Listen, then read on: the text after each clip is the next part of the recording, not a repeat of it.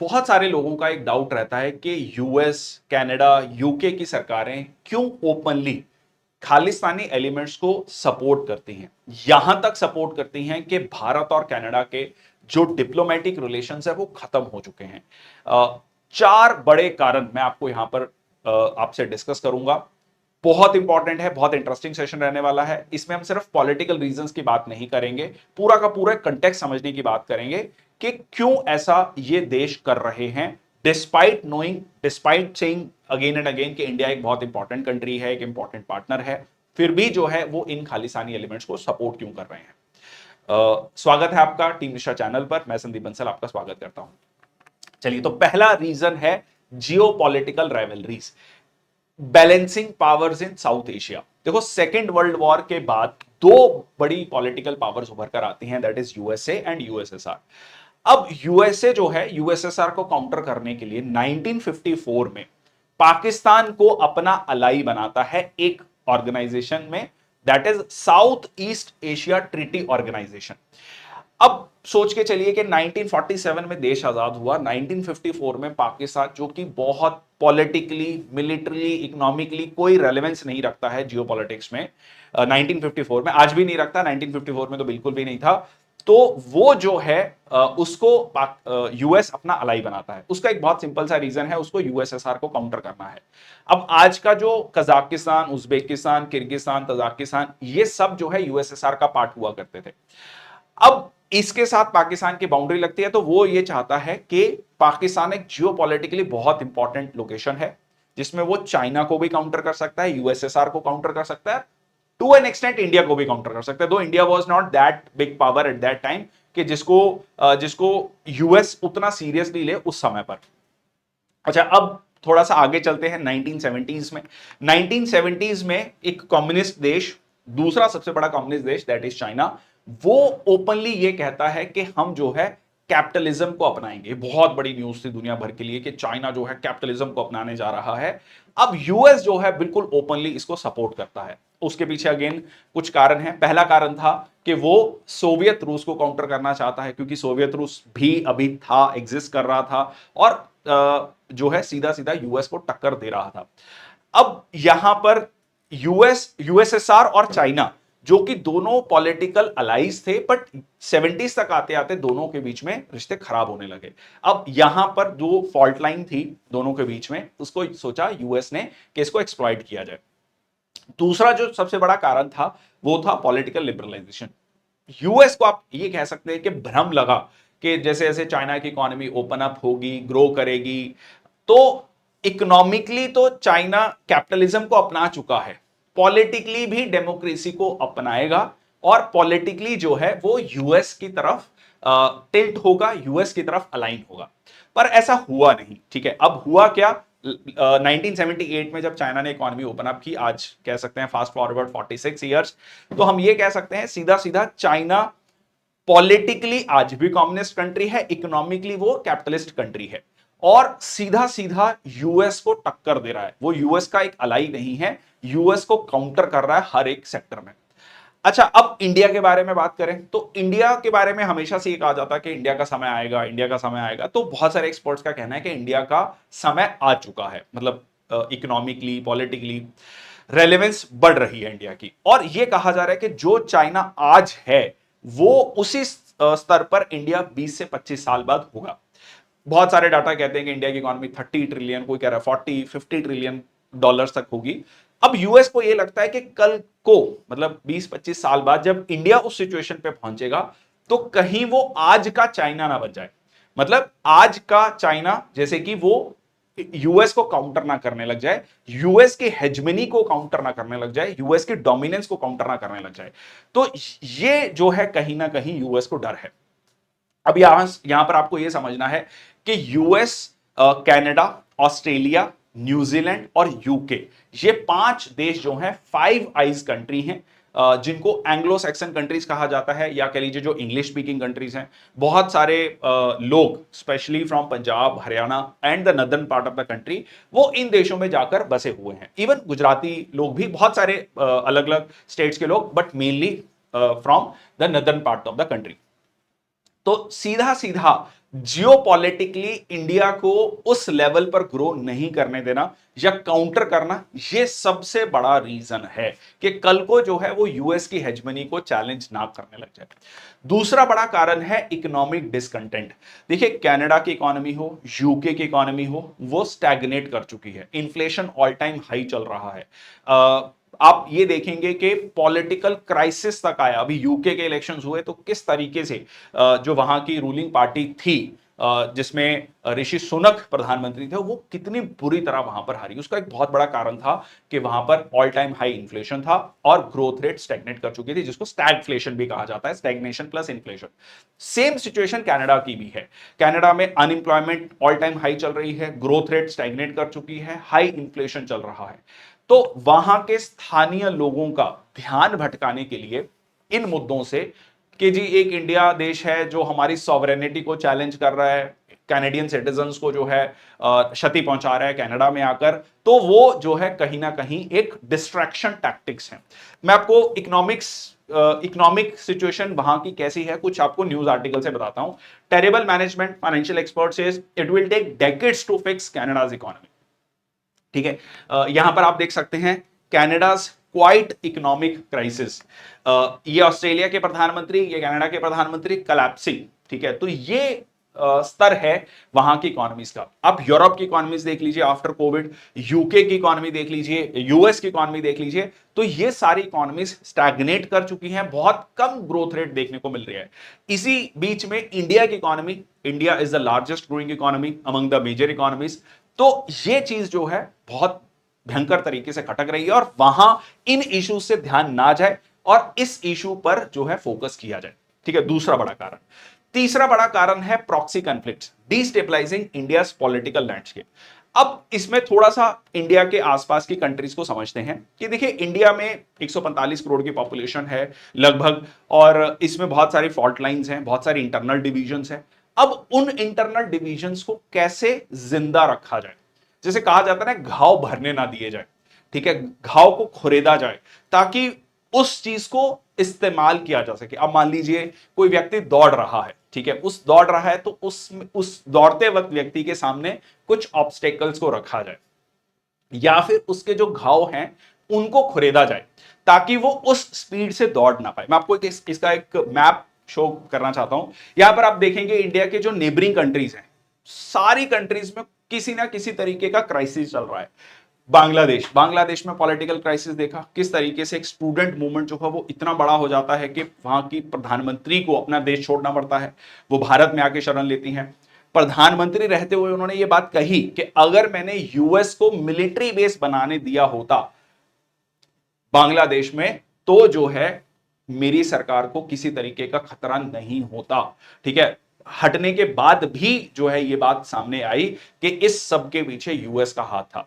एक तरफ आप देखते हैं म्यांमार, जहां पर मिलिट्री कू है, वहां पर मिलिट्री जनता जो है रूल कर रही है। श्रीलंका में हमने इकोनॉमिक कोलैप्स देखा है। ठीक है, श्रीलंका भी अभी इकोनॉमिकली रिवाइव कर रहा है, आईएमएफ के सामने जाके खड़ा है कि पैसा दीजिए। Pakistan kind of a failed state economically. ठीक है, इकोनॉमिकली उनके फॉरेक्स रिजर्व्स प्रैक्टिकली खत्म है। चाइना और आईएमएफ की सपोर्ट से किसी तरीके से वो कंट्री सरवाइव कर रहा है। ठीक है, अफगानिस्तान को पहले ही जो है कहिए पॉलिटिकली, इकोनॉमिकली, मिलिट्री बहुत ज्यादा सिग्निफिकेंट नहीं है, बर्बाद कर चुके हैं। और नेपाल में जो है प्रो चाइना गवर्नमेंट आपको ऑलरेडी देखने को मिल रही है। एक कुल मिला के बचता भूटान है जहां पर सब कुछ ठीक है और वो बहुत छोटा देश है, जियोपॉलिटिक्स में वो बहुत ज्यादा रेलेवेंस नहीं रखता है। तो आप देख सकते हैं इंडिया अपने नेबरिंग कंट्रीज में एकमात्र देश ऐसा है जो कि सरवाइव कर रहा है और ग्रो कर रहा है, इकोनॉमिकली ग्रो कर रहा है। अब इस इंडिया में जो इंटरनल डिविजन्स हैं, इतने बड़े देश में डेफिनेटली इंटरनल डिविजन्स होंगी, और इंडिया के विदेश मंत्री ने यह चीज जाकर यूएस में कही भी कि आप हमारे ह्यूमन राइट्स की बात कर रहे हैं, हम आपके भी ह्यूमन राइट्स को देख रहे हैं। ब्लैक लाइव्स मैटर, ठीक है, ये वहां पर कह लीजिए बहुत बड़ी मूवमेंट रहती है। वहां पर जो है रेशियल डिस्क्रिमिनेशन हम देखते हैं, तो उस चीज को भी हम देख रहे हैं। बट इंडिया के, जैसे मैंने आपको कहा कि इंटरनल डिविजन्स को बना के रखना ताकि इंडिया की ग्रोथ स्टोरी को कंट्रोल किया जा सके। चौथा जो बड़ा कारण है वो है political leverage, coating the Sikh vote. ये एक बहुत बड़ा कारण है। अगर मैं कनाडा की एग्जांपल लूं, तो कनाडा की पॉपुलेशन में जो सिख पॉपुलेशन है वो है 2.1% अप्रोक्सीमेटली। कनाडा की पार्लियामेंट में 338 सीटें हैं। 338 सीटों को आप इस तरीके से समझ सकते हैं कि जैसे लोकसभा में 543 सीट्स है, वहां पर जो लोअर हाउस है 338 सीट्स हैं, और जो सिख पॉपुलेशन है वो 30 से 40 सीटों में काफी इंपॉर्टेंट रोल प्ले करती है। दो बहुत सारे सर्वेज ये कहते हैं कि वहां की जो बड़ी सिख पॉपुलेशन है, मेजॉरिटी सिख पॉपुलेशन है, वो इंडिया के सपोर्ट में है, इंडिया के फेवर में है। बट अगेन ये सर्वेज हैं, बहुत सारे लोग फिर इसको काउंटर करते हैं कि जी नहीं, ऐसा नहीं है, वहां पर खालिस्तान को सपोर्ट करने वाली पॉपुलेशन, सिख पॉपुलेशन बड़ी है। तो ये एक अपने आप में नैरेटिव चल रहा है, ठीक है। अगर आप इंडिया में सिख पॉपुलेशन की बात करें तो उनका हर फील्ड में जो कंट्रीब्यूशन रहा है वो सराहनीय रहा है, हर व्यक्ति इसको जानता है, समझता है। बट कहीं ना कहीं जो फॉल्ट लाइंस हैं, कुछ एलिमेंट्स हैं, उनको उकसाने की कोशिश।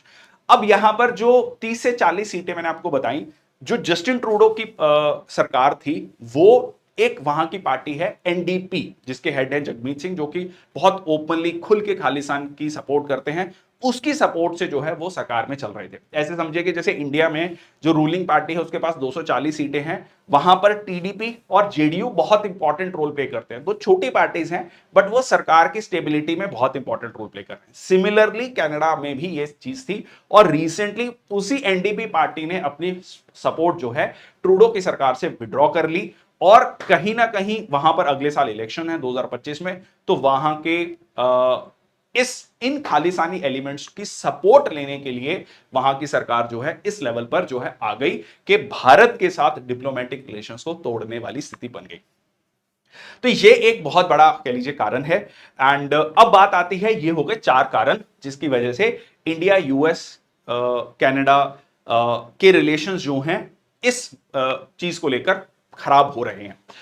अब ये कैसे सपोर्ट करते हैं इसको वो सपोर्ट करते हैं ह्यूमन राइट्स के आड़ में, ठीक है। ह्यूमन राइट्स की आड़ में जो है वो ये कहते हैं कि जी हम तो डेमोक्रेटिक वैल्यूज को सपोर्ट करते हैं, और जो है खालिस्तानी ग्रुप्स को हम स्पेस दे रहे हैं, क्योंकि राइट टू प्रोटेस्ट हमारे यहां पर एक बहुत बड़ा राइट है, ठीक है। इसको हम कॉम्प्रोमाइज नहीं कर सकते। अब इसको काउंटर कैसे किया जाता है कि जब कोविड के बाद कनाडा की सरकार ने वहां की कोविड वैक्सीन को मैंडेटरी किया, तो वहां के जो ट्रकर्स थे, या कह लीजिए जो ट्रक चलाने वाले हैं, उन्होंने इस चीज को लेकर जो है प्रोटेस्ट किया। वहां की सरकार ने इस प्रोटेस्ट को क्रश करने के लिए इमरजेंसी एक्ट तक लागू किया, और बहुत ब्रूटली जो है इसको सप्रेस करने की कोशिश करी। अब जो है इंटरनेशनल इमेज, तो अपनी इंटरनेशनल इमेज भी वो इस तरीके से शो करना चाहते हैं कि देखिए reputation as a champion of human rights, हम तो ह्यूमन राइट्स के बड़े चैंपियंस हैं। जैसे मैंने आपको बताया कि अपने ही देश में ब्लैक लाइव्स मैटर मूवमेंट चल रही है, बहुत सारी चीजें चल रही हैं, बट उस चीज को वो कह रहे हैं कि जी ये सारी चीजें अलग हैं, हमारा जो है ह्यूमन राइट्स को लेकर हम बहुत सजग हैं। और डिस्ट्रैक्शन टैक्टिक्स हैं जो मैं ऑलरेडी आपसे डिस्कस कर चुका हूं। नेक्स्ट आता है, नेक्स्ट तरीका क्या है कि कल्चरल डिप्लोमेसी है जी। हमारे यहां पर हर एथनिसिटी के लोग हैं, हर भाषा के अलग अलग कल्चर्स के लोग हैं, अलग अलग देश के लोग हैं, और उनको सबको हम साथ लेकर चल रहे हैं। और ये एक मैसेज वो वहां की स्थानीय जनता को देना चाहते हैं कि देखिए जी हम माइनॉरिटी राइट्स को लेकर बहुत सजग हैं। मतलब ये मैटर नहीं करता है कि सिख पॉपुलेशन 2% है, बट हम उनके राइट्स को लेकर इंडिया जैसे बड़े देश तक भी बढ़ जाएंगे। ये वहां के जो खालिस्तानी एलिमेंट्स हैं उनको वो मैसेज देना चाहते हैं, और वहां के लोगों को भी मैसेज देना चाहते हैं। अब मीडिया की अगर हम बात करें तो जो वेस्टर्न मीडिया है वो खुल के जो है यहां पर अपनी सरकारों को सपोर्ट करती है। Media outlet prioritise stories that align with their political leanings, ठीक है। वहां की पॉलिटिकल लीनिंग्स को जो सपोर्ट करता है वो सीधा सीधा उनको सपोर्ट करते हैं। कुछ मीडिया हाउसेज हैं वेस्टर्न मीडिया में जो कि वहां की सरकारों को कटघरे में खड़ा करती हैं, क्रिटिसाइज करती हैं, बट मोस्टली मीडिया हाउसेज जो है इंडिया को एक बैड लाइट में शो कर रही हैं। नैरेटिव फ्रेमिंग, ठीक है, इश्यूज को इस तरीके से प्रेजेंट किया जा रहा है कि पब्लिक सेंटिमेंट जो है वहां की सरकारों के साथ रहे। डिजिटल एम्प्लीफिकेशन, कहीं ना कहीं सोशल मीडिया का यूज किया जा रहा है कि ऐसी स्टोरीज को प्लांट करना ताकि सोशल मीडिया के थ्रू ये और ज्यादा खुलकर मैसेज आए कि खालिस्तान को लेकर बहुत बड़ी सपोर्ट है वहां पर। और इंटरनेशनल रीच जो है, सीधा सीधा ग्लोबल मीडिया नेटवर्क जो है वो एक ग्लोबल परसेप्शन को भी चेंज कर रहे हैं, अपने ही देश में नहीं, पूरी दुनिया में इस परसेप्शन बनाना चाहते हैं कि भारत में जो है सब कुछ ठीक नहीं चल रहा है, और उसके पीछे जॉर्ज सोरोस, बहुत सारी ऐसे कह लीजिए लोग हैं, ऑर्गेनाइजेशंस हैं, जो खुल के जो है सामने इस बात को कह भी चुके हैं। अब एक दूसरा वर्ग भी है, इंडियन मीडिया भी है, जो कि कहीं ना कहीं इसको काउंटर करने की कोशिश कर रहा है। अब इंडियन मीडिया का काफी ग्रो कर चुका है। एक एग्जांपल लेता हूं, बहुत फेमस एक बिजनेसमैन है, Indian American businessman Sanchin Chatwal. उनकी स्टेटमेंट कोट अनकोट, ठीक है, we all Sikhs everybody more than 99% we love India, India is our country, nobody is interested in Khalistan. ठीक है, अब जो है इस तरीके की चीजों को, जो है इस तरीके की स्टेटमेंट्स को वहां की मीडिया शो ही नहीं करता है। ये चीजें आपको, आप देखेंगे, आप गूगल भी करेंगे, आपको इंडियन मीडिया हाउसेस जो है इस तरीके की स्टेटमेंट्स को, या ऐसे जो सिख पॉपुलेशन है जो कि इंडिया को सपोर्ट करते हैं, उसको वो शो नहीं कर रहे हैं वहां पर। तो ये भी एक जो है कह लीजिए एक मीडिया का भी इसमें रोल है। अब आखिरी में मैं इसको कंक्लूड कर रहा हूं कि क्या इसके फ्यूचर इंप्लीकेशंस हैं। पहला फ्यूचर इंप्लीकेशन यही है कि diplomatic challenges, already India India के रिलेशंस, डिप्लोमेटिक रिलेशंस खत्म हो चुके हैं अभी के लिए, और country supporting Pakistan Khalistani groups may face strained relations with India. और इंडिया ने सीधा सीधा बाकी देशों को भी ये कह दिया है कि इस तरीके के एलिमेंट्स को आप सपोर्ट नहीं करेंगे अगर आप हमारे साथ अच्छे रिश्ते चाहते हैं। बट एक इकोनॉमिक कंसिडरेशन, अब जैसे यूके है, वो इंडिया के साथ फ्री ट्रेड एग्रीमेंट करना चाहता है, India UK free trade agreement India भी चाहता है, पर इंडिया से ज्यादा यूके चाहता है, क्योंकि यूके की इकोनॉमी प्रैक्टिकली स्टैग्नेट कर चुकी है। पर यूके वहां की पॉपुलेशन को, वहां के जो एलिमेंट्स है खालिस्तानी एलिमेंट्स, उनको ये भी दिखाना चाहता है कि हम तो आपके बहुत सपोर्ट में हैं। तो अब उनको इस चीज को बैलेंस करना है। तो ये डिप्लोमेटिक चैलेंज सिर्फ भारत के लिए ही नहीं है, वहां के देशों के लिए भी है कि कैसे अपनी इकोनॉमी को भी सर्वाइव करें, इंडिया के साथ इकोनॉमिक रिलेशंस भी बना के रखें, और दूसरा जो है हम वहां की जो सो कॉल्ड खालिस्तानी एलिमेंट्स हैं उनको भी सपोर्ट करते रहें। एक डिप्लोमेटिक चैलेंज में एक और चीज है कि चाइना को काउंटर करने के लिए, देखिए यूएस को अगर चाइना को काउंटर करना है तो इंडिया की सपोर्ट चाहिए। बिना कि इंडिया की सपोर्ट के वो चाइना को इस पर्टिकुलर रीजन में काउंटर नहीं कर सकता। पर वो ये भी चाहता है कि इंडिया जो है जूनियर पार्टनर बन के रहे, कभी भी उतना ग्रो ना करे कि वो सीधा यूएस को चैलेंज करने लग जाए। अभी तो वो सिचुएशन नहीं है, बट 20 सालों में वो सिचुएशन बन सकती है। वो नहीं चाहता कि वो सिचुएशन बने। और आखिरी में सिक्योरिटी इंप्लीकेशंस हैं। सिक्योरिटी इंप्लीकेशंस ये हैं कि इंडिया इन सारी चीजों को देखते हुए, अभी रिसेंटली आप देखेंगे कि ब्रिक्स में इंडिया रशिया के साथ बहुत ओपनली खड़ा होता है। चाइना के साथ हमारे रिश्ते अच्छे नहीं हैं, बट हम कोशिश, पहला स्टेप हो चुका है। देखा हमने कि गलवान वैली में, या कह लीजिए लद्दाख में, किस तरीके से डिसंगेजमेंट की बात हुई। तो इसको लेकर जो है एक सिक्योरिटी इंप्लीकेशंस हैं। हम एक तरफ ब्रिक्स का भी मेंबर हैं, एससीओ के भी मेंबर हैं, शंघाई कोऑपरेशन ऑर्गेनाइजेशन, क्वाड का भी मेंबर हैं, जिसमें इंडिया, यूएस, ऑस्ट्रेलिया, जापान है। तो हम भी यहां पर एक बैलेंसिंग एक्ट करने की कोशिश कर रहे हैं। इसके सिक्योरिटी इंप्लीकेशंस है। देखिए, पाकिस्तान एक ऐसा एलिमेंट है भारत के पड़ोस में जिसको कि चाइना सपोर्ट कर रहा है, यूएस सपोर्ट कर रहा है अपने अपने तरीके से टू काउंटर इंडिया। और इकोनॉमिकली, मिलिट्री वो बिल्कुल कोलैप्स वाली स्थिति में है, और उस ऐसे एलिमेंट को यूज किया जा सकता है इंडिया के अगेंस्ट, और इंडिया को वो चीज पता है। वो एक बहुत बड़ा सिक्योरिटी इंप्लीकेशन है जो कि इंडिया के पड़ोस में है। तो ये सारी की सारी चीजें जो हैं, इंडिया इन सारी चीजों में देख रहा है, इन सारी चीजों को बैलेंस करने की कोशिश कर रहा है। और यही एक कारण है कि हमने रशिया के साथ, चाइना के साथ भी अपने रिलेशंस मेंटेन किए हैं और इंप्रूव करने की कोशिश कर रहे हैं। तो ये था पूरा का पूरा scenario. Thank you so much. जय हिंद, वंदे मातरम। आई होप ये पूरी जानकारी आपको अच्छी लगी होगी, समझ आई होगी कि क्या चल रहा है जियोपॉलिटिक्स में। That's all from my side. Thank you so much.